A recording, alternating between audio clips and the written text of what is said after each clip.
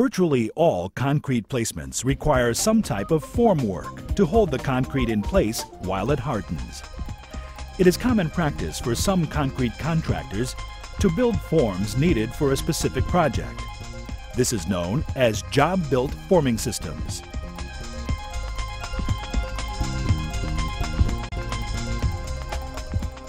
Job-built forms are usually built out of wood and are, as their name indicates, built at the job site. Whether forming for flat work, such as slabs, or vertical work, such as columns or walls, job-built forms can be constructed to meet the needs of practically any concrete project. Start installing the form boards from one corner and then work away from the corner. While installing the forms, these workers use the batter board string lines to ensure that the forms are installed in correct alignment at the correct elevation. When the length of the form requires two boards to be butted end to end, a splice will need to be installed to make the forms more rigid at the butted area. To ensure that the forms are strong, the stakes are installed every 3 to 4 feet. It is common practice to drive or hammer the stakes slightly below the top of the form and then nail them in place. Doing this will ensure a smooth top of the form area for pulling the screed rod over when placing the concrete.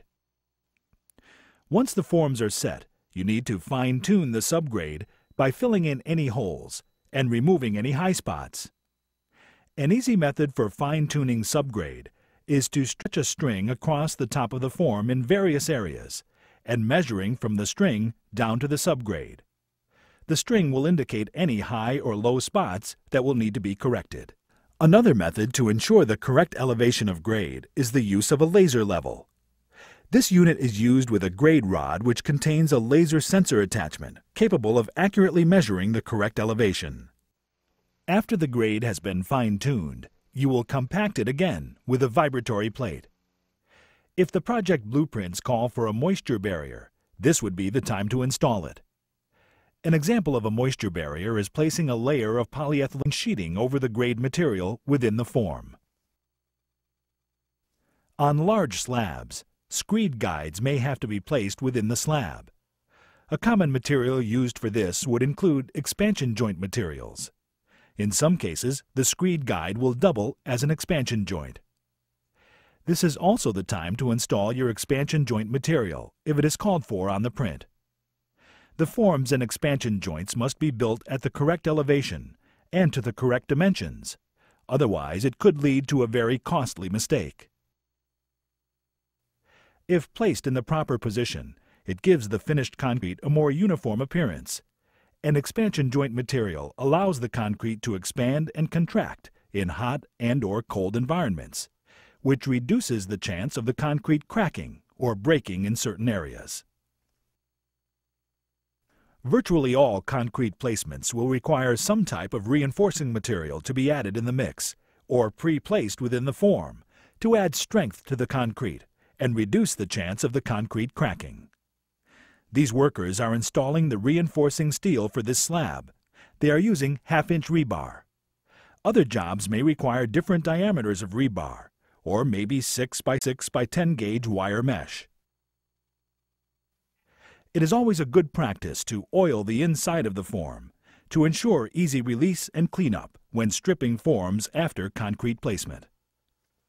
Another good practice tip is to recheck everything. After all, we are dealing with concrete.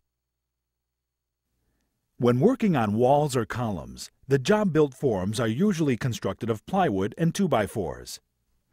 A 2x4 frame is built, then sheeted with plywood. Once the forms are built, they are placed upright and anchored to the footing foundation.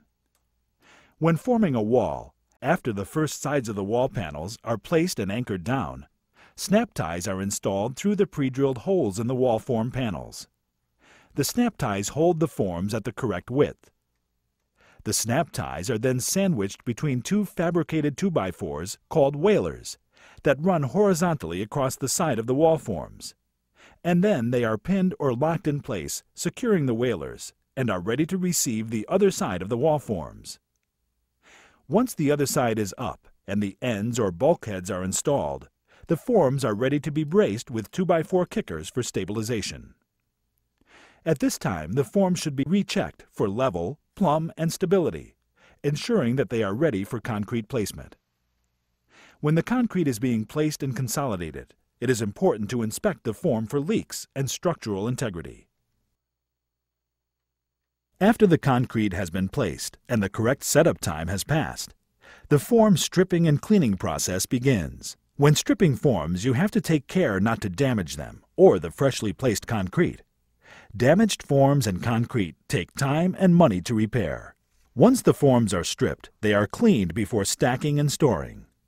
The most common method for cleaning the debris off of the forms is by using scrapers and wire brushes. After the forms are clean and all the protruding nails have been pulled, the forms need to be stacked and stored until their next use. Banding the stacks of forms is a good practice if the forms are going to sit for long periods of time. This will keep them together and help prevent them from warping.